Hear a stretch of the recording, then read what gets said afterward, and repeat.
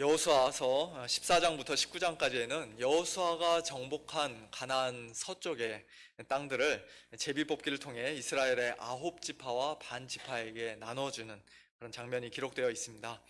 르우벤 지파와 갓 지파 그리고 므낫세 반 지파는 모세가 살아있을 때 저 요단강 동쪽의 땅을 이미 기업으로 분배받았기 때문에 이제 그들을 제외한 9지파와 반지파만이 서쪽에서 땅을 이렇게 받게 되는데, 그중 제일 먼저 분배받는 지파는 유다 지파입니다.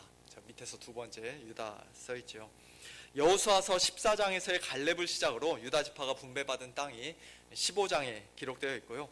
두 번째로 요셉의 자손인 에브라임 지파와 므낫세 반지파가 분배받은 땅은 16장과 17장에 기록되어 있습니다. 그리고 나머지 7지파는 18장과 19장에서 각각 자기들의 땅을 분배받고, 제일 마지막으로 19장 끝부분에 방금 읽으셨던 것처럼 여호수아가 자기 땅을 따로 기업으로 받음으로써 드디어 땅 나누는 일이 모두 끝나게 됩니다. 오늘 설교는 이제부터 시작이지만 땅 나누는 일은 이렇게 끝나고 마쳤습니다. 겉으로 보면 모든 일이 다 순조롭게 이루어진 것 같고 별 문제가 없는 것 같습니다만, 땅을 나누는 과정을 좀 더 자세히 들여다보면 사실 몇 가지 문제점을 발견하게 됩니다. 그 중에서도 가장 큰 문제는 각 지파에게 땅이 분배되기는 했지만 거기 살고 있던 가나안 사람들을 이스라엘이 완전히 다 쫓아내지 못했다는 것입니다. 여호수아서 15장 63절에서는 예루살렘 주민 여부스 족속을 유다 자손이 쫓아내지 못하였으므로 여부스 족속이 오늘까지 유다 자손과 함께 예루살렘에 거주하니라고 말씀합니다. 16장 10절에서는 그들이, 즉 에브라임 지파가 게셀에 거주하는 가나안 족속을 쫓아내지 아니하였으므로 가나안 족속이 오늘까지 에브라임 가운데 거주하며 노역하는 종이 되니라고 말씀합니다. 또 17장 12절 13절에서는 므낫세 자손이 그 성읍들의 주민을 쫓아내지 못하매 가나안 족속이 결심하고 그 땅에 거주하였더니 이스라엘 자손이 강성한 후에야 가나안 족속에게 노역을 시켰고 다 쫓아내지 아니하였더라고 말씀합니다. 유다 지파, 또 에브라임 지파, 므낫세 반 지파 모두가 다 하나같이 다 자기들이 기업으로 받은 땅에서 가나안 사람들을 완전히 쫓아내지 못했습니다. 쫓아내지 못하니까 우리 그냥 여기 자리 잡고 살자, 계속해서 살자라고 그들이 결심하며 그 땅에 거주하기까지 했다고 말씀합니다.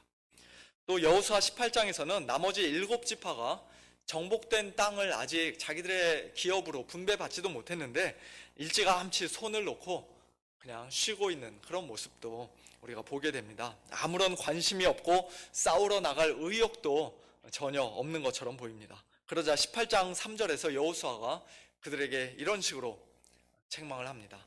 너희가 너희 조상의 하나님 여호와께서 너희에게 주신 땅을 점령하러 가기를 어느 때까지 지체하겠느냐. 이미 다 정복했지만, 하나님께서 선물로 그 땅을 주셨지만, 그러나 가만히 앉아있지 말고 나가서 직접 점령해야 한다는 것이에요. 싸워야 한다는 것입니다. 그래서 여호수아는 그들에게 가나안 땅을 두루 다니며 지도를 그려오라고 시키고는 그들이 그려온 그 지도에 따라 제비를 뽑아 각 지파에게 땅을 나눠줍니다. 결국 이 7지파 역시도 이제 자기들이 분배받은 땅에서 가나안 사람들을 다 쫓아내야 하는 그런 의무를 가지게 된 것이에요.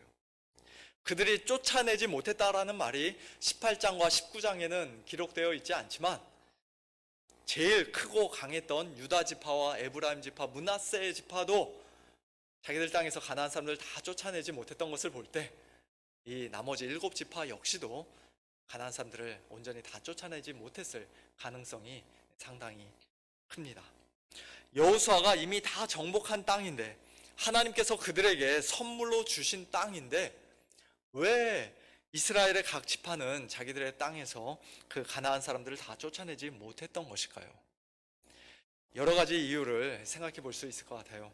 그들이 단순히 게을러서일 수도 있고, 또 지금까지 오랜 기간 전쟁하느라 너무 지쳤기 때문에 이제는 좀 쉬고 싶다는 마음이 들었을 수도 있습니다. 또는 가나안 족속이 너무 강하기 때문에 쫓아내는 것이 역부족이었을 수도 있고, 그것도 아니면 그들을 자기들의 종으로 삼는 것이 경제적으로 훨씬 더 이득이었기 때문에, 몸이 편하고 그게 훨씬 더 좋았기 때문에 일부러 다 쫓아내지 않고 그냥 남겨두었는지도 모릅니다. 그 이유가 무엇이었든지 간에 가나안 족속을 다 쫓아내지 않고 그 땅에 그냥 남겨둔 것은 하나님의 명령에 대한 명백한 불순종이지요. 하나님께서 뭐라고 말씀하셨습니까? 신명기 7장을 보니까 내 하나님 여호와께서 너를 인도하사 네가 가서 차지할 땅으로 들이시고 내 앞에서 여러 민족 곧 너보다 많고 힘이 센 7족속을 쫓아내실 때에 내 하나님 여호와께서 그들을 내게 넘겨 내게 치게 하시리니 그때에 너는 그들을 진멸할 것이라. 그들과 어떤 언약도 하지 말 것이요 그들을 불쌍히 여기지도 말 것이며 또 그들과 혼인하지도 말라고 말씀하셨습니다. 왜 그렇게 해야 되는지 그 이유에 대해서는 4절에서 말씀하시는데요. 이스라엘이 그들의 유혹을 받아 여호와를 떠나고 다른 신들을 섬기게 될 수도 있는데, 그렇게 되면 하나님께서 이스라엘에게 진노하시고 이스라엘을 멸하실 것이기 때문이라고 말씀합니다.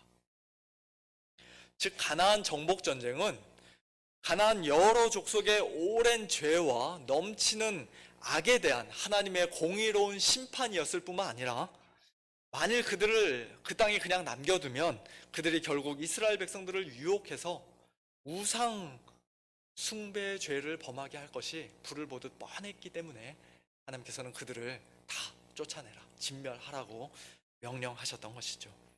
또 민수기 33장 55절에서는 너희가 만일 그 땅의 원주민을 너희 앞에서 몰아내지 아니하면 너희가 남겨둔 자들이 너희의 눈에 가시와 너희의 옆구리에 찌르는 것이 되어 너희가 거주하는 땅에서 너희를 괴롭게 할 것이라고도 말씀하셨습니다. 그리고 실제로 여호수아 때 다 쫓아내지 못했던 이 가나안 족속들이 나중에는 그들을 찌르고 괴롭히고 힘들게 하는, 아주 고통스럽게 하는 그런 존재들이 되었던 것을 우리가 성경을 통해 보게 됩니다.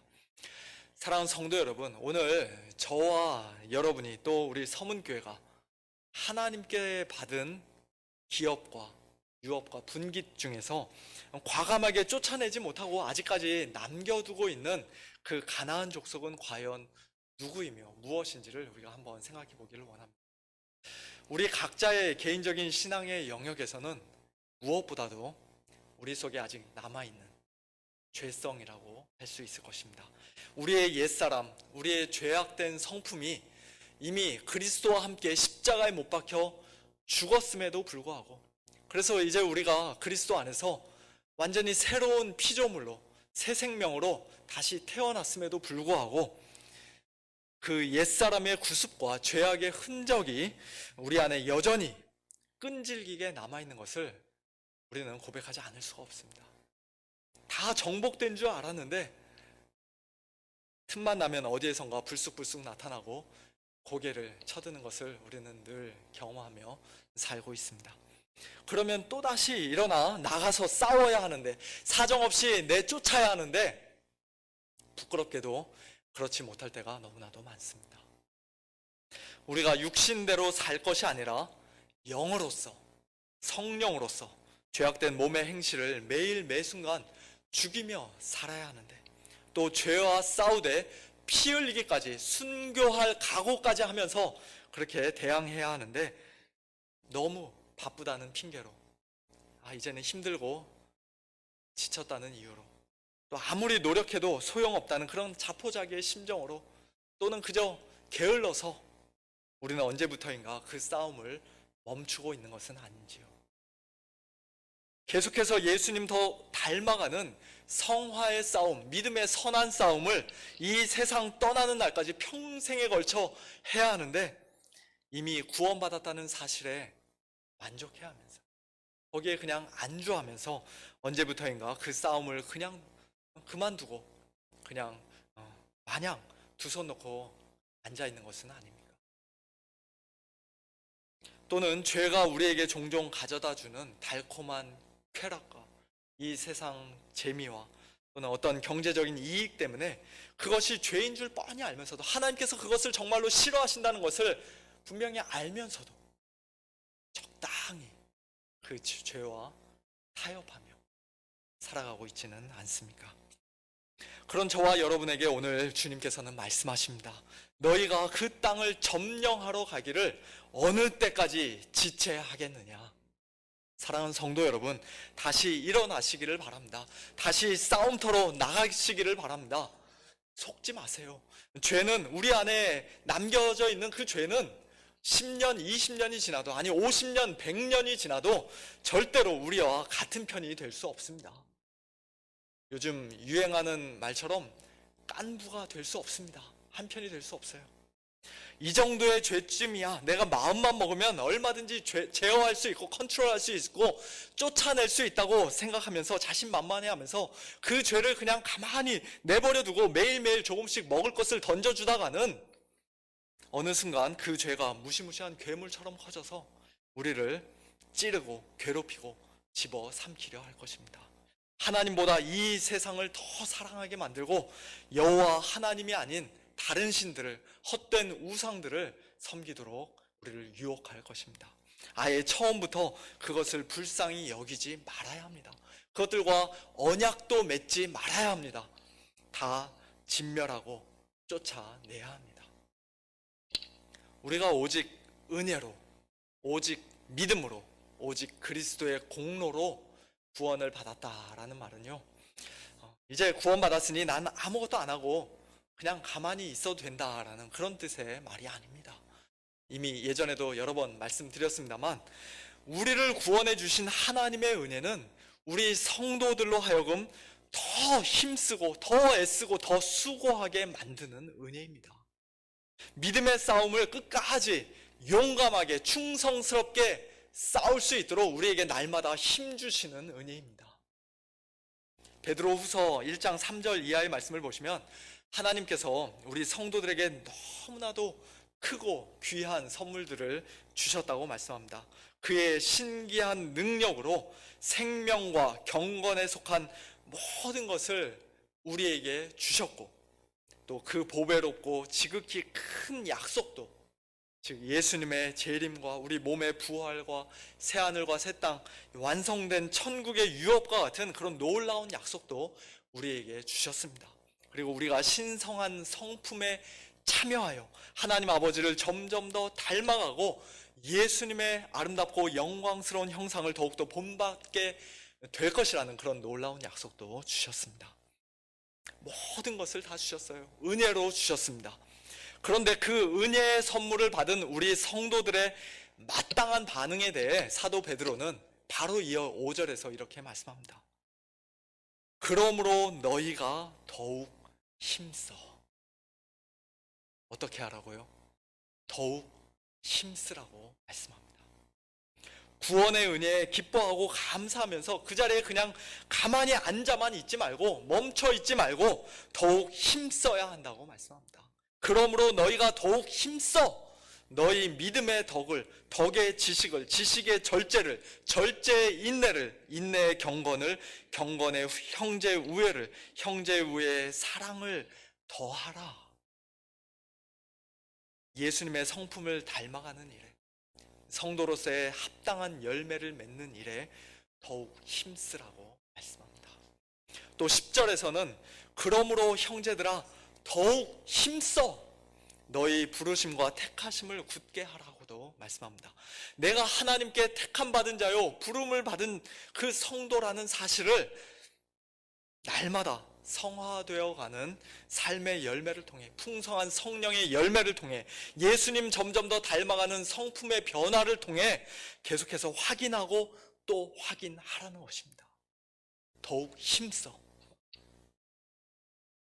그와 같은 믿음의 성장과 성숙이, 믿음의 선한 싸움이 사랑하는 우리 성도님들과 저의 삶 가운데 멈추지 않고 날마다 끊임없이 계속 이어지게 되기를 예수님의 이름으로 축원합니다.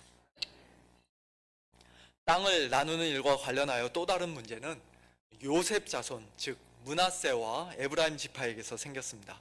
17장 14절 이하에서 요셉 자손은 자기들이 분배받은 땅 때문에 여호수아에게 불평합니다.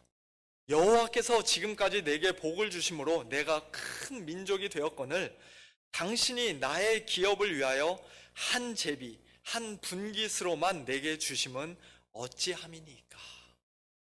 쉽게 말하면 내가 누군데, 내가 우리 교회를 위해 얼마나 많이 수고했는데 나를 왜 겨우 이 정도밖에 대우하지 않냐는 것이죠.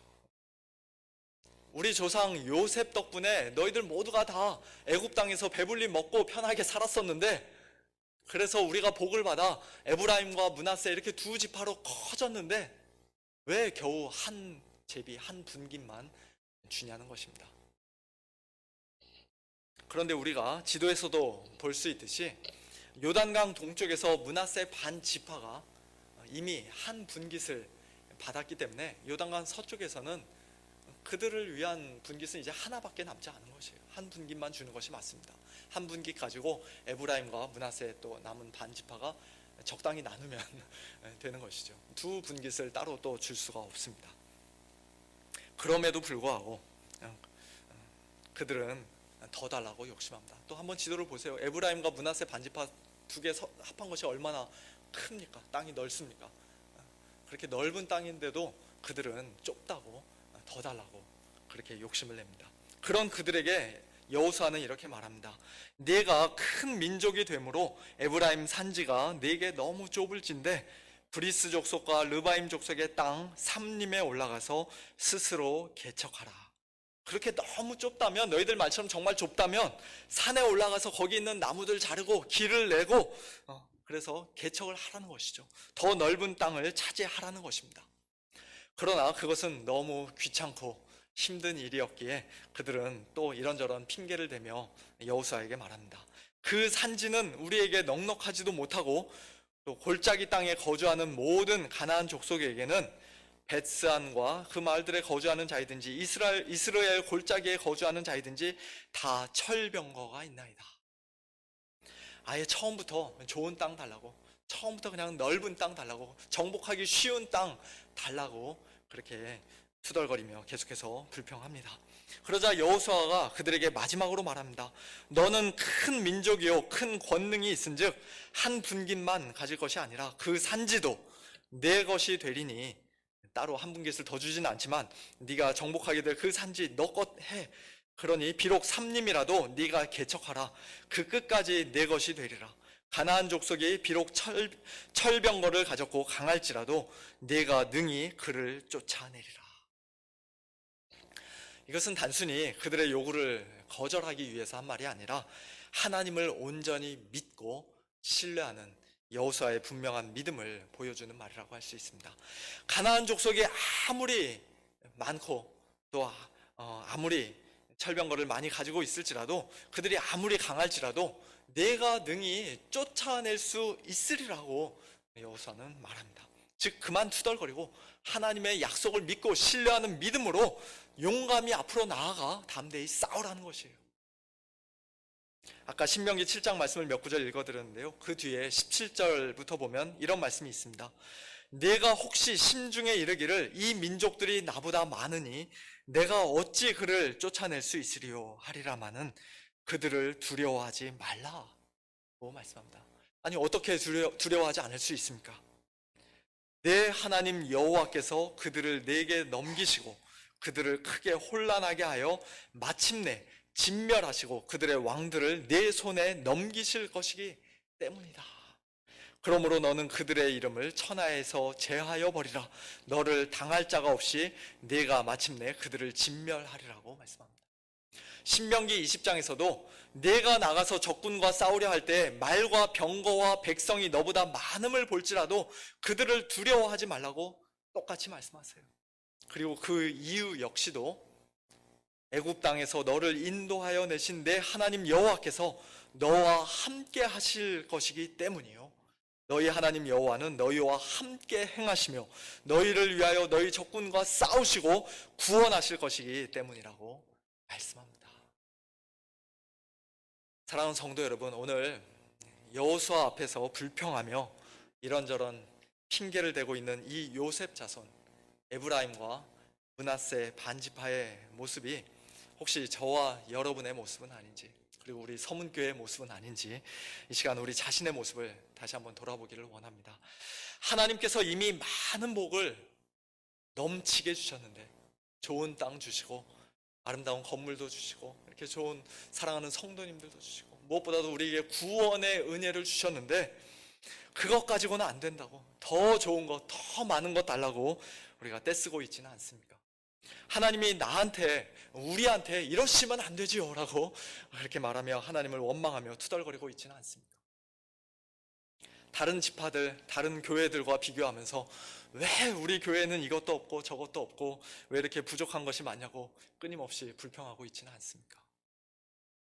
부족하다고 느끼고 좁다고 느끼면 다 같이 산에 올라가 나무 잘라가며 개척하면 되는데, 가나안 족속과 싸워 그들을 쫓아내면 되는데, 거기도 넉넉한 땅이 아니라 그거 해봤자 소용없다고, 그들 너무 강해서 쫓아낼 수 없다고 그렇게 핑계거리만 열심히 찾고 있지 않습니까?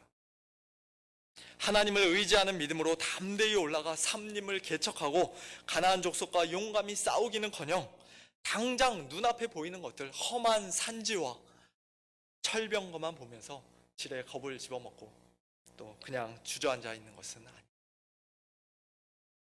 저는 오늘 이 말씀을 특별히 한 영혼에게 복음을 전하고 그들을 하나님께로 데리고 오는 일에 적용하기를 원합니다. 요한계시록 11장을 보면 일곱째 천사가 나팔을 불매 하늘에 큰 음성이 나는 장면이 기록되어 있습니다. 세상 나라가 우리 주와 그의 그리스도의 나라가 되어 그가 세세토록 왕노릇 하시리로다 라는 큰 음성이 하늘에서 납니다. 우리 성도들은 하나님의 나라를, 그리스도의 나라를 어떤 면에서는 이미 기업으로, 분깃으로 받은 자들입니다. 구원받은 우리는 이미 하나님의 백성이 되었습니다. 그런데 그 하나님의 나라에는 우리만 있는 것이 아니라 원래 이 세상 나라에 속해 있던 자들도 계속해서 들어와야 하는 것이에요. 그들이 예수 그리스도의 복음을 듣고 어둠에서 빛으로, 사망에서 생명으로, 이 세상의 나라, 이 악한 세상의 사탄의 나라에서 하나님의 나라로, 예수 그리스도의 나라로 옮겨져야, 끊임없이 들어와야 궁극적으로 마지막 날 예수님 이 땅에 다시 오시는 날, 그들의 충만한 수가 이제 다 찬 날, 이 세상 나라가 하나님의 나라, 그리고 그의 기름 부으신 예수 그리스도의 나라로 변화되는, 완성되는 그 날이 오게 되는 것입니다. 그날 우리는 또한 완성된 하나님의 나라, 썩지 않고 더럽지 않고 쇠하지 아니하는 하늘의 유업을 선물로 물려받게 될 것입니다. 그러므로 오늘 저와 여러분이 우리 주위에 있는 사람들에게 예수님을 소개하고 예수님의 복음을 전하는 것은 그들을 하나님 나라의 백성이 되게 하는 일이에요. 험한 산지와 골짜기를 개척하는 일이요, 철병거를 가지고 있는 가나안 족속을 다 쫓아내는 일이라고 할 수 있습니다. 그 일에 우리는 이런저런 핑계를 대어서는 안 됩니다. 불평해서도 안 됩니다. 물론 당연히 어렵고 힘든 일이죠. 코로나 때문에 사람들 만나는 게 더 어려울 수 있습니다. 요즘 세상에 마켓 앞에서 전도지 나눠주고 길거리에서 전도하는 것은 시대 흐름에 전혀 맞지 않는 일이라고 생각할 수도 있습니다. 무식하다고, 광신자라고 주위 사람들이 손가락질하며 조롱하고 비웃을 수도 있습니다. 그리고 예수님 믿으라고, 교회 나오라고 이미 식구들, 친구들, 동료들에게 수도 없이 여러 번 많이 말을 했지만, 그러나 그들이 꼼짝도 하지 않고 있을 수도 있습니다.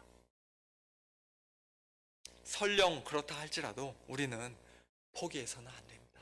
낙심하지 말아야 합니다. 불평하지 말아야 합니다. 우리 힘으로는 비록 할 수 없을지라도 하나님께서 우리와 함께 하시면, 하나님께서 친히 일하시면 불가능한 일이 하나도 없을 줄로 믿습니다. 마태복음 28장을 보면 부활하신 예수님께서 제자들에게 지상 대명령, 즉 너희는 가서 모든 민족을 제자로 삼아 아버지와 아들과 성령의 이름으로 세례를 베풀고 내가 너희에게 분부한 모든 것을 가르쳐 지키게 하라는 이 지상 대명령을 하시는 장면이 기록되어 있습니다. 너무나도 중요한 명령이죠. 우리 서문교회가 또 저와 여러분이 결코 못 들은 척 할 수 없는, 무시할 수 없는 엄중한 명령입니다. 세상 나라가 우리 주와 그의 그리스도의 나라가 되는 그와 같은 천국의 완성을 위해 하나님께서는 이 지상 대명령에 순종하는 우리 성도들과 신실한 교회들을 귀한 도구로 사용하십니다. 그런데 그 지상 대명령을 우리 자신의 힘과 능력으로는 온전히 순종할 수 없다는 것을 그 어느 누구보다도 잘 아시는 예수님께서 그 명령을 주시기에 앞서 이런 말씀을 하십니다. 하늘과 땅의 모든 권세를 내게 주셨으니 하늘과 땅의 모든 권세가 이미 나에게 주어졌으니 그러므로 너희는 아무 걱정 말고 아무것도 염려하지 말고 아무것도 두려워하지 말고 그저 나만 믿고 담대히 나가 복음을 전하라는 식으로 말씀하십니다. 또 지상 대명령 이후에도 볼지어다 내가 세상 끝날까지 너희와 항상 함께 있으리라고 말씀하십니다. 그 명령 앞뒤로 예수님의 놀라운 복음의 약속이 샌드위치처럼 감싸고 있는 것이에요. 바로 이것이 복음입니다. 죄악을 이기고 이 세상을 이기고 한 영혼을 구원하는 능력은 우리 자신에게 있는 것이 아니라 우리 주님께 있습니다. 이미 사망 권세를 이기고 이 세상을 이기신 예수님께서 우리와 항상 함께 하심을 믿고 그 크신 능력과 권세에 의지하여 우리는 날마다 용감하게 싸워야 합니다. 담대하게 복음 전해야 합니다. 더 나아가 때로는 우리가 연약하여 넘어질지라도 어리석게 불평하고 두려워하고 게으를지라도 그래서는 안 되지만 그런 일들이 우리 삶 가운데 얼마나 많습니까? 그럴지라도 그런 저와 여러분을 하나님께서 진정한 여호수아이신 예수님에게 영원한 기업으로 이미 주셨기에 우리는 실패하더라도 예수님은 실패하지 않으시고 우리를 끝까지 책임져 주시고 우리를 영원한 천국으로 인도해 가실 것을 분명히 믿는 그 믿음 가지고 확신 가지고 우리는 하루하루 살아가야 합니다. 나를 보내신 이의 뜻은 내게 주신 자 중에 아버지께서 내게 주신 그 기업 중에 내가 하나도 잃어버리지 아니하고 마지막 날에 다시 살리는 이것이라고 예수님께서는 말씀하셨습니다. 내가 그들을 위하여 비옵나니 내가 비옵는 것은 세상을 위함이 아니요 내게 주신 자들을 위함이니이다. 그들은 아버지의 것이로소이다.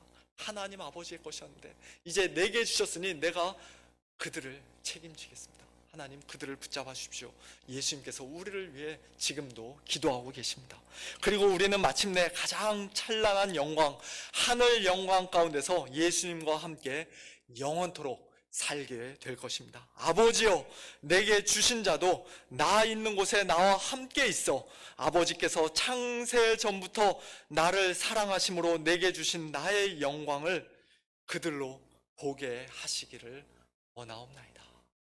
예수님의 그 영광에 함께 참여하기를 원한다는 예수님의 이 소원이 단순한 소원에서 끝나겠습니까? 반드시 그렇게 될 것이라는 예수님의 말씀입니다.